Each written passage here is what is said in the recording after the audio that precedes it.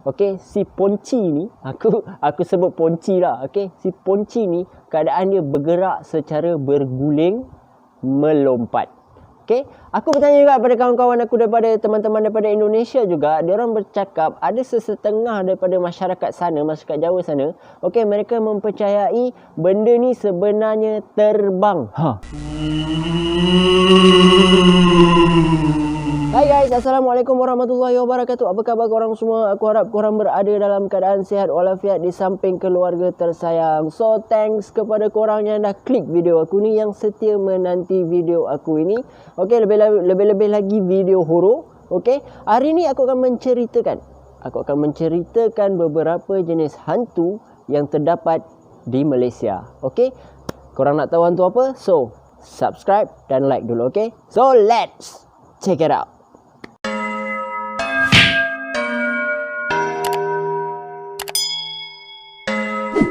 Okey guys, dalam masyarakat Melayu, okey, yang berada di Malaysia atau masyarakat Melayu yang berada di Indonesia atau berada di Nusantara, terdapat beberapa jenis hantu yang dipercayai oleh masyarakat ini. Syirik yang dianuti, yang diikut oleh masyarakat Melayu kita, iaitu mempercayai hantu setan ini. Okey guys, sebelum aku mulakan kisah ini, sebelum aku ceritakan hantu-hantu ini, aku nak menceritakan sedikit tentang kepercayaan orang-orang Melayu di Malaysia. Okey, ada yang mempercayai hantu ni boleh membawa kekayaan, ada yang mempercayai setan ni boleh membawa kebahagiaan atau sebagainya.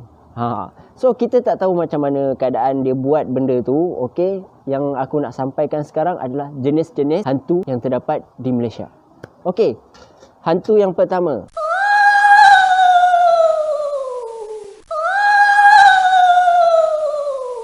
Pontianak atau kuntilanak ialah seekor hantu, adalah sejenis hantu yang dipercayai daripada perempuan yang mati beranak. Hantu ini suka sangat mengacau orang. Okey, aku tak nak sebut nama dia banyak-banyak. So, aku gelarkan dia dengan panggilan Ponti. Okey, Cik Ponti ni adalah sejenis yang suka mengganggu orang. Okey, dia adalah sejenis yang suka mengacau orang. Tak kira lah korang kat mana-mana, kalau dia ada datang, dia akan mengeluarkan bunyi. Kalau korang nak tahu bunyinya macam mana, okey, kalau bunyinya amat kuat, okey, bermakna dia berada jauh daripada kita. Okey, dan kalau dia berbunyi dengan keadaan yang perlahan atau terlalu perlahan, bermakna dia berada di sebelah kita. Selain daripada itu, benda ni atau Cik Ponti ni kan sering kali dijumpai di pokok-pokok besar. Okey, korang tengah jalan-jalan pun dia boleh tiba-tiba terbang. Okey, pergerakan dia adalah terbang. Dia tidak berjalan, dia duduk setempat dan dia boleh terbang dan hilang macam tu saja. Okey, dipercaya juga benda ni adalah sejenis setan yang menyerupai perempuan itu. Okey, mitosnya perempuan tu tadi mati beranak dan dia sebenarnya adalah setan ataupun jin yang menyerupai seperti perempuan. Okey, tapi tak apa, korang jangan takut-takut. Sebab aku pun tengah takut sekarang ni, sebab aku berada di luar kawasan rumah, okey, dengan keadaan gelap. Dan sekarang pun dah lebih kurang dalam pukul 12 lebih. Nyamuk pun banyak kat sini. So, kalau korang nak lebih tahu tentang Cik Ponti ni tadi, okey, korang boleh search kat mana-mana internet pun atau Google pun tentang masyarakat Melayu kita. So, korang dah tahu mana asalnya. Sebenarnya dia perempuan yang mati beranak. Itu hanya mitos ataupun urban legend yang diwar-warkan oleh orang-orang sekarang dan orang-orang dulu juga. Okey, so kita pergi ke hantu yang seterusnya.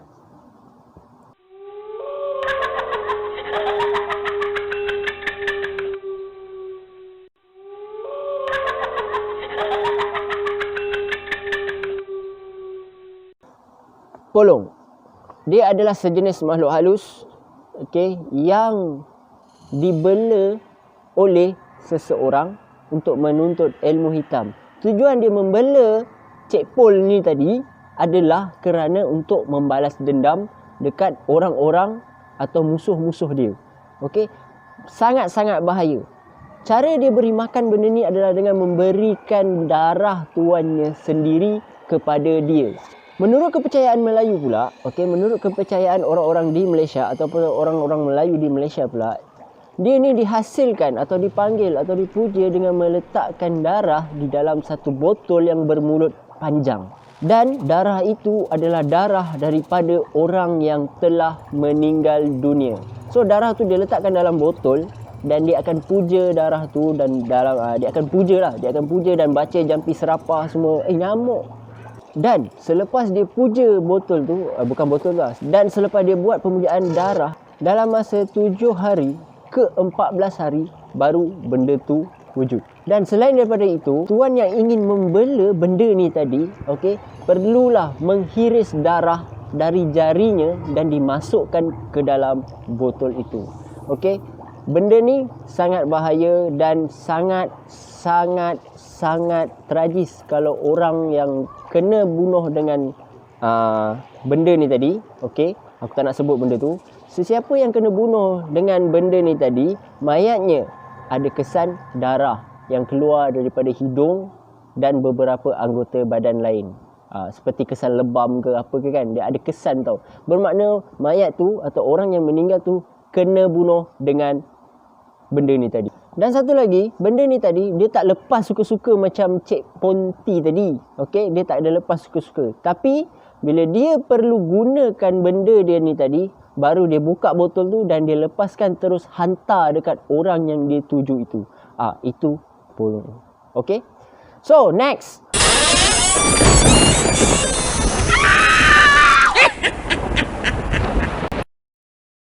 Okey, toyol. Okey, seperti biasa, kita semua dah tahu toyol ni macam mana bentuknya. Bentuknya seperti budak kecil. Okey, bentuknya warnanya warna hijau atau hijau gelap keemasan berkilat macam tu kan. Itu adalah toyol. So, toyol ni tidaklah menyeramkan sebenarnya, tidaklah menakutkan sesetengah masyarakat kita.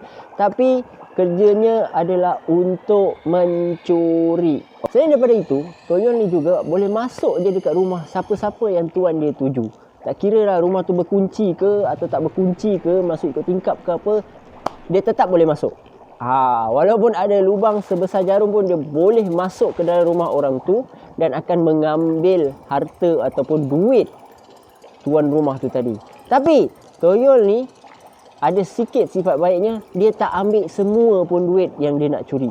Dia akan ambil separuh saja duit itu atau beberapa keping atau beberapa helai saja wang not itu akan diambil oleh toyol itu. Dia takkan ambil semua. Okey, dia takkan ambil semua. So, toyol ni lebih baik daripada pencuri biasa. Sebab kalau pencuri biasa, dia akan ambil semua barang dalam rumah tu. Tapi toyol ni tak, dia akan ambil separuh saja. So, kalau ada 5 keping, mungkin dia akan ambil 2 keping atau 3 keping duit. Kalau ada 100 keping, mungkin dia akan ambil 50 keping saja. Macam tu lah lebih kurang. So, rupanya sebenarnya memang menyeramkan.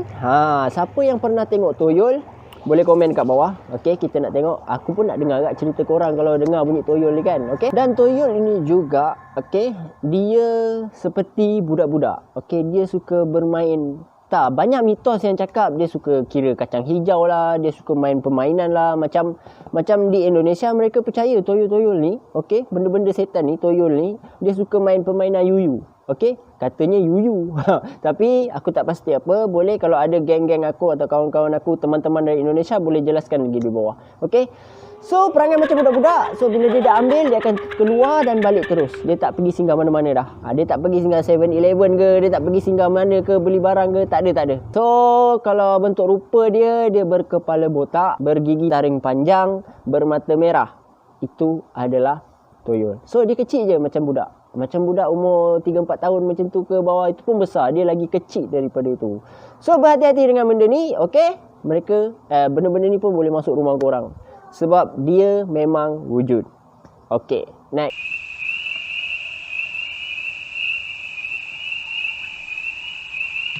Okey, seterusnya pocong.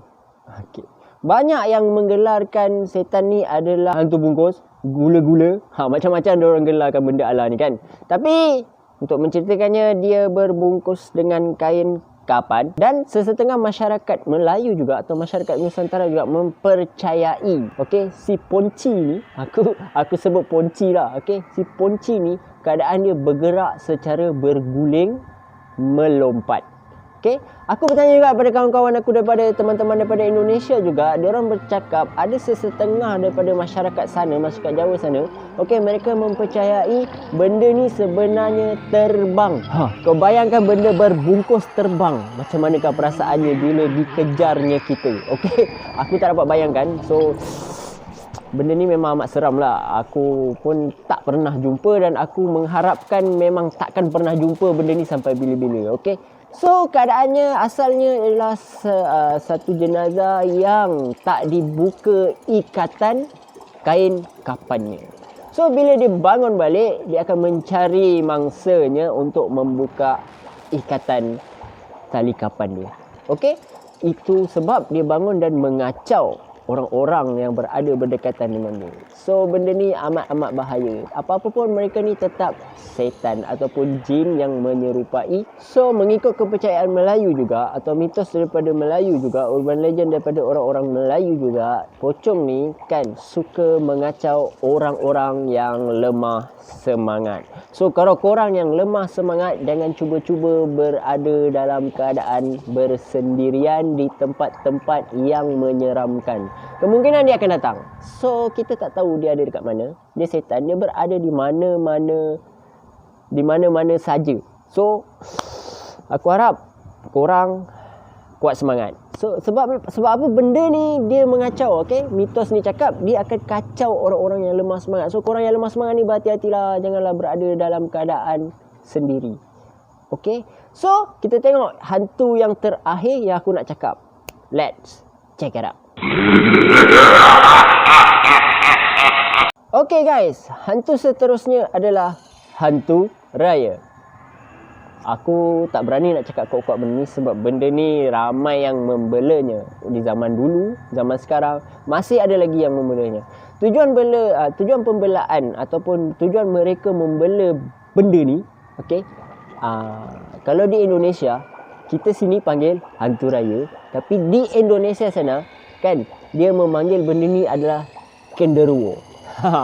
Siapa rakan-rakanku, teman-teman Indonesia? Okey, di Malaysia kita panggil hantu raya, tapi di sana kita panggil genderuwo. Sama sifatnya, berbulu besar hitam, sama seksnya kuat, suka mengacau orang, ada orang belanya juga. Okey, genderuwo ni, okey, sebut genderuwo lah. Genderuwo ni tak naklah sebut hantu raya sebab aku orang Malaysia kan, so macam aku takut sikit lah. So better aku sebut genderuwo. Okey, genderuwo ni, okey, dia boleh ikut kata tuan dia. Okey, dia ni seks yang hebat. Dia boleh menyerupai kita. Kelebihan dia boleh menyerupai orang yang dia nak menyerupai itulah. Okey, macam aku ada suami kan, ada seorang isteri, ada suami kan, dia boleh menyerupai suami orang tu. Dan dia boleh berhubungan kelamin dengan isterinya. Okey, bukan isteri genderuwo ni. Genderuwo ni tak ada isteri. Isteri orang yang dia menyerupai tadi. Dan dikatakan kehebatan seks genderuwo ni amat hebat. Selain daripada tu, si genderuwo ni tadi memang amat kuat. Dia boleh mengangkat benda-benda berat yang tak boleh diangkat oleh manusia biasa. Okey. Memang menyeramkan, memang sangat menyeramkan. Antara setan atau hantu yang paling aku takut adalah hantu raya. Tugasnya juga menjaga tanaman, kebun-kebun orang kan. Tuan dia ni ambil dia ni, bela dia untuk menjaga benda ni. So aku tak nak cerita panjang-panjang pasal genderuwo ni. Aku rasa sampai sini saja aku menceritakan beberapa jenis hantu yang masyarakat Melayu di Malaysia percaya. Tak jauh beza dengan masyarakat di Indonesia sana. Okey, di Indonesia sana aku rasa lagi amat seram. Diorang punya mitos atau mistik atau cerita horor atau cerita seram daripada hantu-hantu dekat sana. So guys, aku tak nak cerita panjang-panjang tentang ni sebab hari pun dah lewat. Aku tak berani sangat. Aku ambil shoot ni pun rasa macam dah seram-seram sebab dah malam kan, dah nak pukul 1 lah. So guys, aku rasa sampai sini saja. So kalau korang ada lagi hantu ataupun aku ada kesilapan bercakap tentang hantu-hantu tadi, korang boleh komen dekat bawah. Mana tu korang lebih expert daripada aku. Okey, benda ni pun aku ambil daripada orang tua-tua, ambil daripada sedikit daripada internet. Okey, aku buat research dan aku cakap balik dekat korang. Sebab ada yang takut nak membaca, ada yang takut nak tengok. So aku just ulang balik apa yang aku baca. Okay, so guys, sampai sini saja untuk video kali ni. So apa-apa pun like dan komen, okay, di bawah. So guys, sentiasa membaca ayat pelindung, okay, jaga diri, minta dijauhkan daripada hantu setan, okay. Aku tak nak cakap panjang-panjang pasal hantu. So kita jumpa di next video nanti. Thanks for support aku sampai sekarang. Okay guys, jangan biarkan diri anda diselubungi hantu-hantu. So take care, jaga diri baik-baik. Assalamualaikum.